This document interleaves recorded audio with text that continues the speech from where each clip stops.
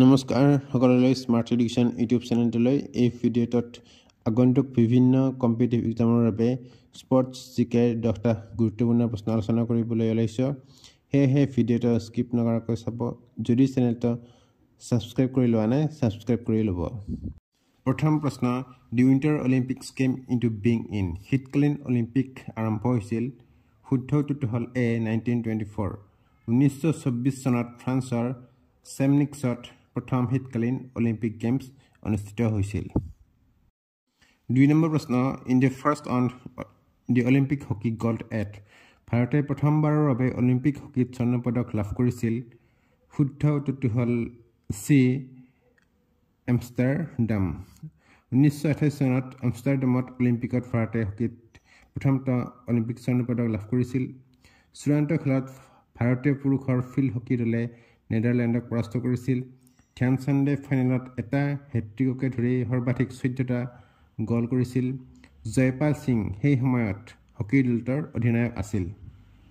3 number প্ৰশ্ন what can be the maximum length a cricket bat এটা cricket বেটৰ সৰ্বাধিক দৈৰ্ঘ্য কিমান হ'ব পাৰে শুদ্ধ উত্তৰটো হ'ল ডি 38 ইঞ্চি ক্ৰিকেট বেটৰ বাবে অনুমোদিত সৰ্বাধিক সামগ্ৰিক দৈৰ্ঘ্য হৈছে 38 ইঞ্চি বা 96.5 সেন্টিমিটাৰ হেন্ডেলৰ দৈৰ্ঘ্য বেটৰ সামগ্ৰিক দৈৰ্ঘ্যৰ 52%তকৈ অধিক হ'ব নালাগে বেটৰ প্ৰান্ত 1.56 ইঞ্চিৰ অধিক হ'ব নোৱাৰে আৰু বেটৰ গভীৰতা 2.64 ইঞ্চিৰ অধিক হ'ব নোৱাৰে 4 নম্বৰ প্ৰশ্ন which of these international tennis events is played on a grass court আন্তঃৰাষ্ট্ৰীয় টেনিছ ইভেণ্টসমূহৰ কোনটো ঘাঁহৰ কৰ্টত খেলা হয় শুদ্ধ উত্তৰটো হ'ল সি উইম্বলডন আন্তঃৰাষ্ট্ৰীয় টেনিছ প্ৰতিযোগিতা গ্ৰাছ কৰ্টত অনুষ্ঠিত হয় এই বিশ্বৰ আটাইতকৈ পুৰণি টেনিছ প্ৰতিযোগিতাৰ ভিতৰত অন্যতম এই গ্ৰাছ বা ঘাঁহৰ ওপৰত খেলা একমাত্ৰ গ্ৰেণ্ড স্লেম জুন মাহৰ শেষৰ ফালে আৰু জুলাই মাহৰ আৰম্ভণিতে 2 সপ্তাহৰ অধিক সময় ধৰি উইম্বলডন অনুষ্ঠিত হয় 5 নম্বৰ প্ৰশ্ন who has taken maximum wicket in one day international কোনে এদিনীয়া আন্তঃৰাষ্ট্ৰীয় খেলত সৰ্বাধিক উইকেট লাভ কৰিছে শুদ্ধ উত্তৰটো হ'ল সি মুথিয়া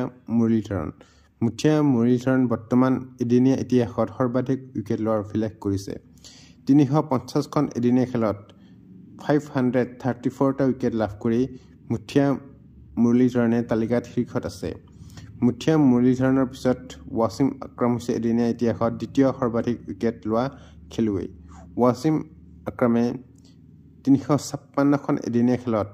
502টা উইকেট দখল কৰিছিল ৱাছিম আকৰামে এদিনীয়া খেলত 6 বাৰ 4 বা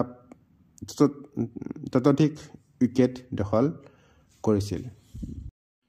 6 নম্বৰ প্ৰশ্ন which of the following countries has not been a host of Asian Games নিম্নলিখিত কোনখন দেশে এছিয়ান গেমছৰ আয়োজক হোৱা নাই শুদ্ধ উত্তৰটো হ'ল ডি পাকিস্তান নম্বৰ প্ৰশ্ন the first Commonwealth Games were held in 1930 which country hosted the games 1930 চনত প্ৰথম কমনৱেলথ গেমছ অনুষ্ঠিত হৈছিল কোনখন দেশে এই খেলসমূহ আয়োজন কৰিছিল শুদ্ধ উত্তৰটো হ'ল ডি কানাডা 1930 চনত কানাডাৰ হেমিল্টনত প্ৰথম কমনৱেলথ গেমছ অনুষ্ঠিত হৈছিল অলিম্পিকৰ পিছত কমনৱেলথ গেমছ বিশ্বৰ দ্বিতীয় সৰ্ববৃহৎ ক্ৰীড়া উৎসৱ এই খেলসমূহ 4 বছৰত এবাৰ অনুষ্ঠিত হয় 1934 চনত লণ্ডনত অনুষ্ঠিত দ্বিতীয় কমনৱেলথ গেমছত ভাৰতে প্ৰথমবাৰৰ বাবে অংশগ্ৰহণ কৰিছিল 8 নম্বৰ প্ৰশ্ন Parimarjan Negi has excelled in which one of following games Parimarjan নেগীয়ে নিম্নলিখিত খেলসমূহৰ ভিতৰত কোনটোত উৎকৃষ্ট প্ৰদৰ্শন কৰিছে শুদ্ধ উত্তৰটো হ'ল সি চেছ পৰিমাৰ্জন নেগী এজন ভাৰতীয় দাবা গ্ৰেণ্ডমাষ্টাৰ তেওঁ 13 বছৰ 4 মাহ আৰু 20 দিন